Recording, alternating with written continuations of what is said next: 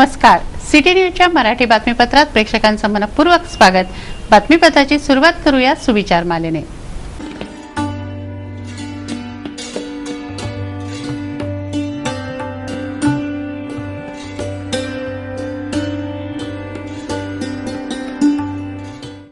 आता बघूया बातमीपत्रातील ठळक बातम्या.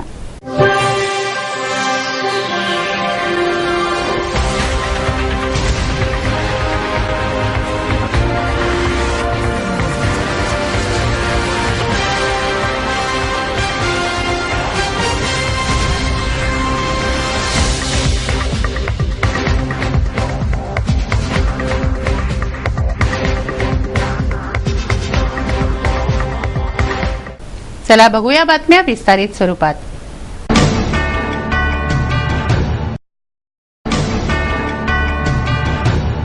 गुरुवार की शाम 5:30 बजे नांदगांव पेठ जकात नाके पर CG04 FC 4515 क्रमांक वाले ट्रक ने दुपहिया MS27 AQ 3431 को जोरदार धड़क दे मारी.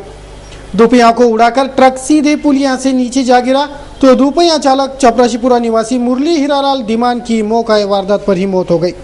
उसका साथी उज्जवल विष्णु भोकर इस हादसे में घायल हो गया. हादसा होने के बाद पुलिया में गिरा ट्रक छोड़ चालक वाहक भाग गए. पुलिस ने सड़क दुर्घटना की वारदात दर्ज कर जांच शुरू की है. पोलीस रायझिंग डेची गुरुवारी सांगता झाली. शेवटच्या दिवशी पोलीस विभागाच्या वतीने हाऊसिंग सोसायटीच्या सदस्यांची बैठक घेण्यात आली. घरांच्या सुरक्षेविषयी नागरिकांना माहिती देण्यात आली. प्रात्यक्षिकं दाखवण्यात आली. नागरिकांचे आभार मानून रायझिंग डेची सांगता झाली. वसंत हॉल येथे पोलीस रायझिंग डेची सांगता झाली. पोलीस आयुक्त doctor Suresh Kumar मेकला, ACP गावराने, DCP Somnath घारगे यांच्यासह मान्यवर अधिकारी कर्मचारी यावेळी उपस्थित होते.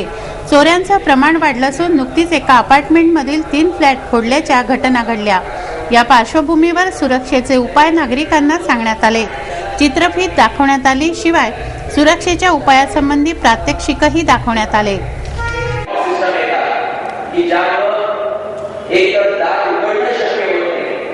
आता बरेचसे ज्येष्ठ नागरिक बसलेले त्यांना माहिती आहे याच्यामध्ये ऑफिसेस मध्ये आपण बघतो. आता CCTV हा ज्या ठिकाणी आपला CCTV गार्ड असतो त्या ठिकाणी आपण एक इंटरकॉम फॅसिलिटी आपण टेलिफोन आपण प्रेझेंट करायला पाहिजे. घर मजबूत असलं पाहिजे. घराच्या खिडक्या दारं ती मजबूत असली पाहिजे. आणि एका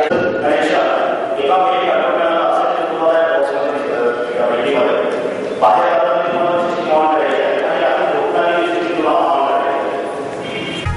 पोलिसांना साथ देणाऱ्या श्वानांविषयी येथे माहिती देण्यात आली. ये डॉग को कंट्रोल करने के लिए आता है. इसको चोक चेन कहा जाता है. ये लीज रहता है डॉग को साथ में घुमाने के लिए. और ये फीडिंग के लिए रहता है डॉग को. अलग अलग जैसा डॉग के एज के हिसाब से रहता है. पपी रहा तो ये फूड दिया जाता है. उससे बड़ा रहा 6 महीने का तो ये फूड दिया जाता है. और 1 साल का रहा तो ये फूड दिया जाता है. नागरिकांचे आभार मानून रायझिंग डेची सांगता झाली. यावेळी नागरिकांची मोठ्या संख्येने उपस्थिती होती. वसंत हॉल खचाखच भरलेला होता.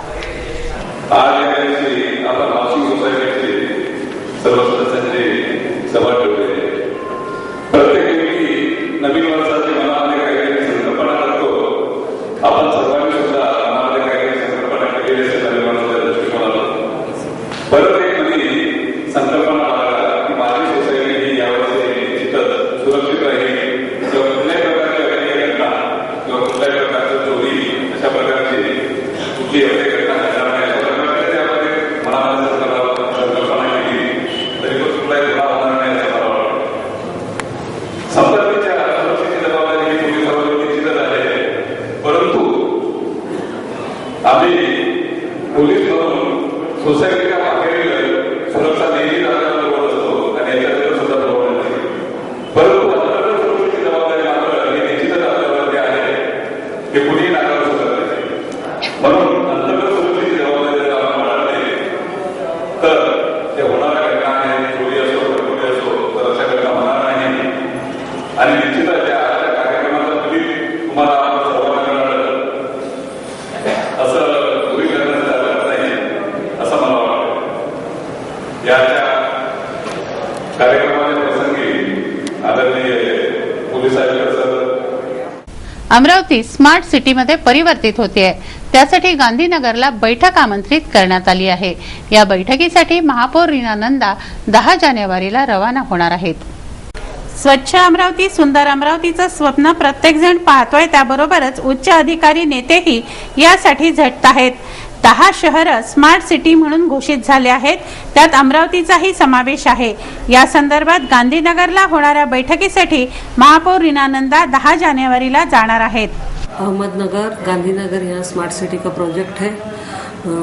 देश विदेश से सब मेयर आने वाली है और जो स्मार्ट सिटी का जो 100 ऐसे ही है कि भाई जो स्मार्ट सिटी में जिनके नाम आने वैसे अपना अमरावती का भी आए, इसके लिए हम प्रयत्नशील रहेंगे क्योंकि 10 जो है शहर स्मार्ट सिटी में है और उनके जो नॉर्म्स है उसमें हम लोग अपने नॉर्म्स क्या है और अपन कहाँ तक उसमें बैठते हैं और वो हमारा प्रयत्न रहेगा क्योंकि स्वच्छ सुंदर अमरावती होनी चाहिए। इसके लिए पालक मंत्री प्रवीण भाई पोटे ये भी प्रयत्न कर रहे हैं। सब मिलके प्रयत्न करेंगे तो जरूर स्मार्ट सिटी अमरावती बनेगी।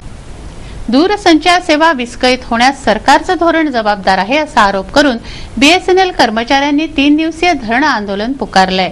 बीएसएनएलची आर्थिक स्थिती कमकुवत होण्यास सरकारची धोरणं कारणीभूत आहे असं कर्मचाऱ्यांचं म्हणणं आहे।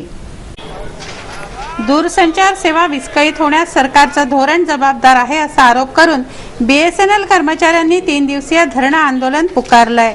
गेल्या 1 वर्षापासून रिक्त असलेल्या बीएसएनएलच्या प्रमुखांची त्वरित नेमणूक करण्यात यावी, बीएसएनएलच्या उपकंपन्यांना बनवून त्यांच्याकडून काम करून घेण्यास रोख घालावा, ग्रामीण भागात पुरवण्यात येणाऱ्या दूरध्वनी सेवेसाठी येणाऱ्या तोट्यावर अनुदान देण्यात यावं, बीएसएनएलच्या उत्कृष्ट सेवेसाठी सुशिक्षित नवयुवकांची भरती करण्यात यावी आदी मागण्या कर्मचाऱ्यांनी केल्या आहेत। BSNL employees union, SNEA, NFTE, AIBS, NLFA, AIBCTFS आदि संगठनांनी आंदोलनात सहभाग घेतला है। हमारा फोरम है 4 यूनियन का मिलकर और आज हम जो यहाँ धरना आंदोलन पे बैठे हैं ये विगत 3 दिनों से बैठे हैं। आज हमारा अंतिम दिन है। जो गवर्नमेंट की पॉलिसी है वो पॉलिसी के विरोध में और लोगों की जो मानसिकता है जिसमें बीएसएनएल आज तक लोगों की सेवा ही करता आया है कई सालों से और कई सालों तक आगे सेवा करना चाहता है, इस भावनाओं को गवर्नमेंट के प्रति और गवर्नमेंट के द्वारा जो तकलीफ हो रही है उसके लिए धरना है। ये बड़ी दुखद बात है कि 1947 में जब देश आज़ाद हुआ था तब 1 रुपये की वैल्यू और 1 अमेरिकन डॉलर की वैल्यू सेम थी। इस देश में आज तक गवर्नमेंट ने वो वैल्यू 62 रुपये 15 पैसे पे लाके रखी है, यानी कि भारत देश का नुकसान किया है। आज 1 अमेरिकन डॉलर 62 रुपये का है।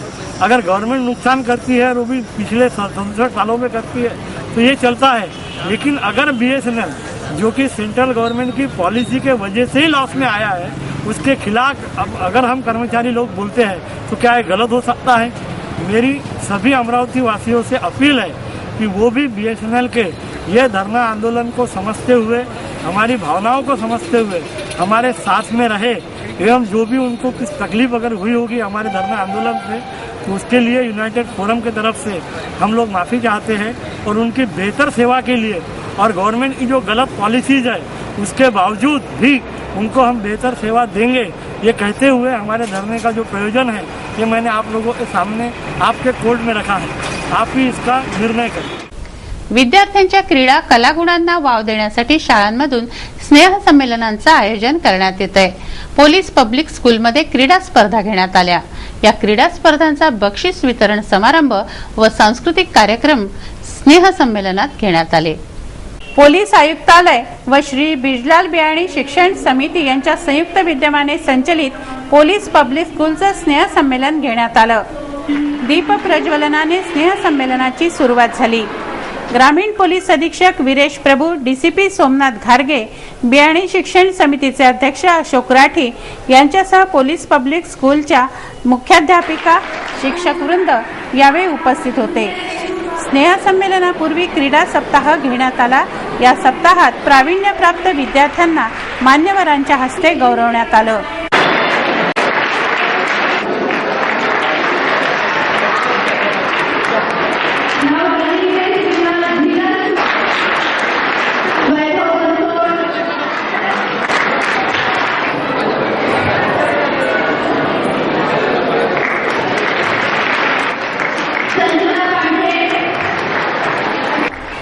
तसंच विद्यार्थ्यांना प्रोत्साहन देण्यासाठी बेस्ट स्टुडंट, आयडियल स्टुडंट असे पुरस्कारही देण्यात आले. वैभव बनसोड याला आयडियल स्टुडंट पुरस्कार देण्यात आला, तर मंजू आठवलेला बेस्ट स्टुडंट म्हणून गौरवण्यात आलं. आर्यन काळबांडेला आउटस्टँडिंग स्टुडंटचा अवॉर्ड मिळाला. क्यूटेस्ट अवॉर्ड अनन्या पछेलने पटकावला. ॲक्टिव्ह स्टुडंट म्हणून श्रेयस पछेल गाजला. वैभवी नानोदकरला धावणे, बॅडमिंटन अशा विविध स्पर्धांमध्ये पुरस्कार देण्यात आला. मिस्टर व मिसेस लाड यांना बेस्ट पॅरेंट म्हणून गौरवण्यात आलं. पुरस्कार वितरण समारंभानंतर विद्यार्थ्यांनी सांस्कृतिक कार्यक्रम सादर केले.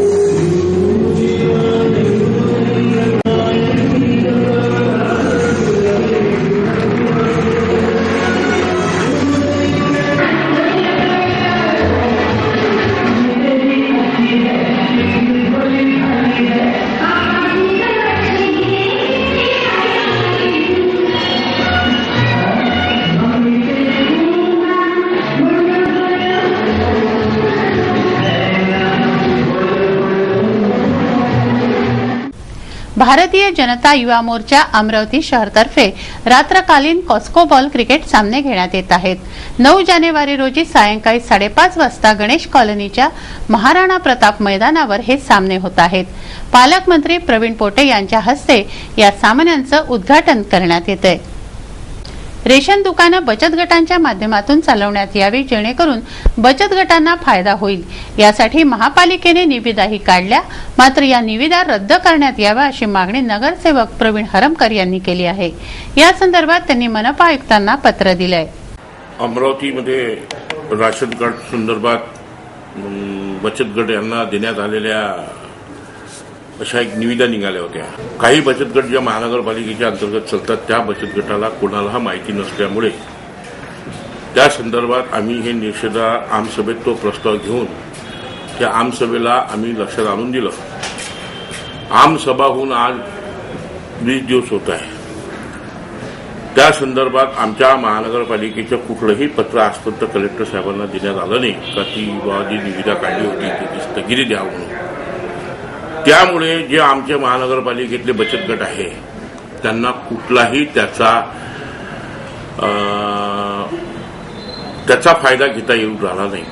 कारण की जे कलेक्टर साहेबांनी जे अन्नधान्य पुरवठा माध्यमातून जे राशन कार्डचे दुकान होते तर त्यासाठी महानगरपालिकेनं कुठलाही पाऊल न उचलता आणि त्याच्याशी कुठलाही संपर्क न करता महानगरपालिकेच्या अधिकाऱ्यांच्यामुळे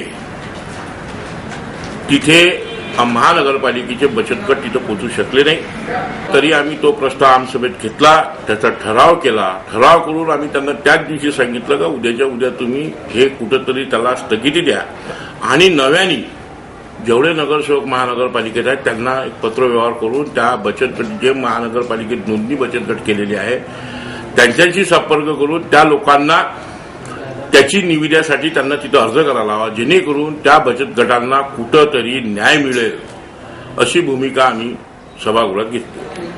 पण महानगरपालिकेच्या कुठल्याही अधिकाऱ्यांनी त्याच्यावर कुठं लक्ष दिलं नाही. पण मी काल महानगरपालिकेचे आमचे आयुक्त यांना जे पत्र दिलं त्यांना सांगितलं का या पत्रात मी सगळं नमूद केलं आहे का ठराव पास केलेला आहे, आमसभेत आलेला विषय आहे, कुठंतरी बचत गटांना त्याचा वाव मिळेल त्या संदर्भात मी पत्र दिलेलं आहे. जिल्हा परिषदेच्या जलसंधारण विषय समितीची बैठक घेण्यात आली. या बैठकीत दलित वस्ती सुधारणा स्वच्छता पुरस्कार प्रदान करण्यात आला. जिल्हा परिषदेच्या जलसंधारण विषय समितीची बैठक घेण्यात आली.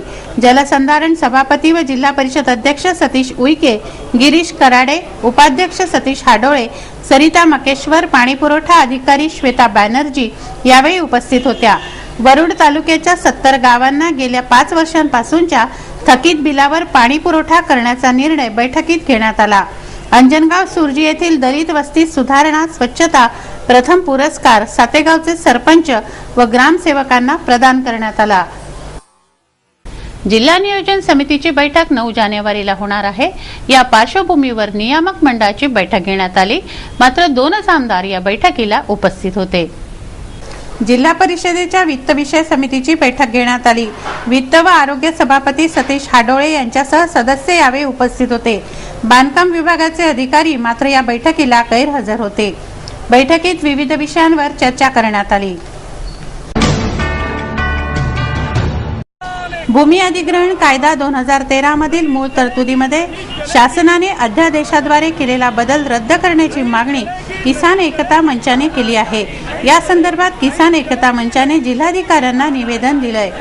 जमीन आमच्या हक्काची, नाही कुणाच्या बापाची, शेती आमच्या हक्काची, नाही कुणाच्या बापाची। मागील वर्षी सरकारने 1895 सालचा जो भूमी अधिग्रहण कायदा होता इंग्रजाच्या काळातला, तो बदलून शेतकऱ्यांना थोडाफार न्याय मिळेल अशा प्रकारचं एक कायद्याचं नवीन प्रारूप मागच्या वर्षी मनमोहन सिंग सरकारच्या काळामध्ये सरकारने मान्य केलं आणि भारतीय जनता पार्टी सकट सर्व राजकीय पक्षांनी त्याला मान्यता देऊन सर्वसंमतीने तो कायदा लोकसभेमध्ये पारित झाला।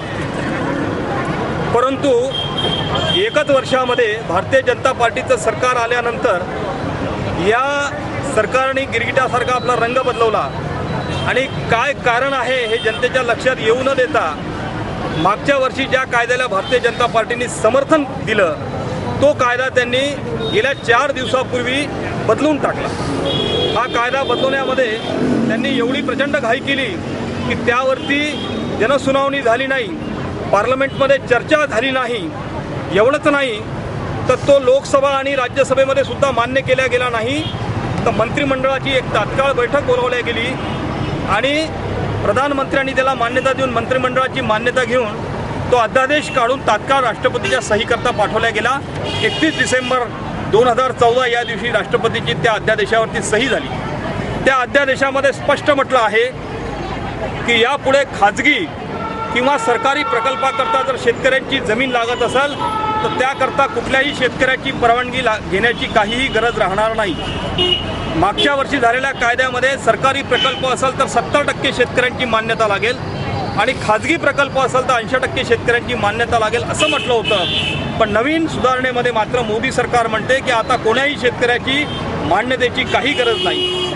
आपण जर लोकशाहीमध्ये राहतो आहोत आणि भारत हा जर का प्रजासत्ताक देश आहे असं जर मानत असू तर हा सरासर प्रजासत्ताकाच्या विरुद्ध जाणारा कार्यक्रम आहे असं आम्ही मानतो आणि सरकारने हुकुमशाहीच्या दिशेनं टाकलेलं हे पहिलं पाऊल आहे। म्हणून आम्ही म्हणतो की महात्मा गांधींचा भारत हळूहळू संपत चालला आहे आणि या ठिकाणी आता अदानी आणि अंबानींचा नवीन भारत उदयास येतो की काय अशा प्रकारची भीती आमच्या शेतकरी कार्यकर्त्यांना आता वाटायला लागली।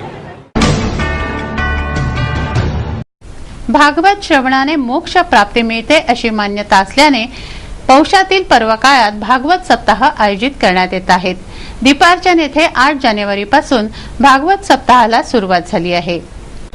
दीपार्चन येथे श्रीमद भागवत सप्ताहात पंडित विजय कुमारजी पल्लोड आपल्या रसाळ वाणीने भागवतावर प्रवचन करत आहेत। प्रभू स्मरणासाठी प्रत्येकाने वेळ काढलाच पाहिजे। प्रभू स्मरणाने मृत्यू भय दूर पळतं असं प्रबोधन पंडितजींनी आपल्या प्रवचनातून केलं। मोठ्या संख्येनं भाविक भागवतावरील प्रवचनाचा लाभ घेत आहेत। श्रीकृष्ण वाटिका येथे हे प्रवचन सुरू आहे। सूची महाराज ने जब देखा श्रोताओं के मुखारविंद बड़ा मन प्रसन्न हो गया। महाराज ध्यान देना, देखो नियम जगत का एक है, लेने वाला कैसे लेता है, देने वाला तैयार है। लेने वाला कैसा ले रहा है उसका बहुत बड़ा महत्व है। हम जब भी ले कोई भी चीज ले प्रसन्नता के द्वारा स्वीकार करें। महाराज सर्व सिद्धानां निष्पन्नम संसार भयनाशनम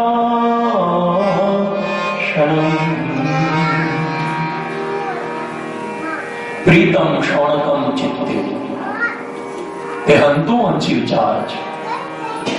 सूत जी ने देखा और बड़े प्रेम और भाव के साथ कहा, वाह कितनी बढ़िया बात कही। मैं भी यही विचार कर रहा था कि आज का मेरा समय, मेरी वाणी शुद्ध हो जाए महाराज, समय का सदुपयोग हो जाए। और इसलिए आप जैसा सुंदर उत्तम श्रोता पाकर मैं धन्य हो गया। ध्यान देना।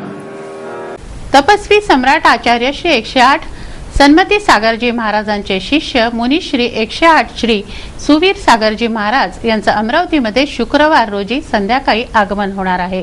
तरी सर्व जैन श्रावक बांधवांनी संध्याकाळी 4 वाजता उपस्थित राहावं अशी विनंती सौ सुनीता शहाकार, अध्यक्ष जैन महिला जागृती मंच, योगेश विटाळकर, सचिव सैतवाल दिगंबर जैन मंदिर बुधवारा, अभिनंदन पेंढारी, अध्यक्ष पुलक जनचेतना मंच तसंच सुरेश शहाकार यांनी केली आहे। हे बातमीपत्र एवढ्यावरच थांबवूया। पुन्हा एकदा आजच्या ठळक बातम्या।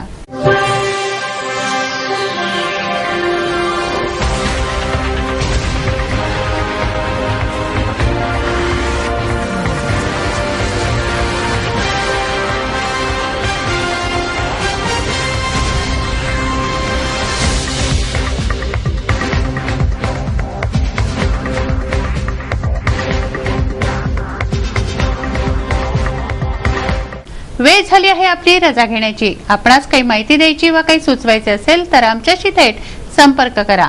आमचा पत्ता सिटी न्यूज कार्यालय, धनराज लेन, सक्कर 7, अमरावती।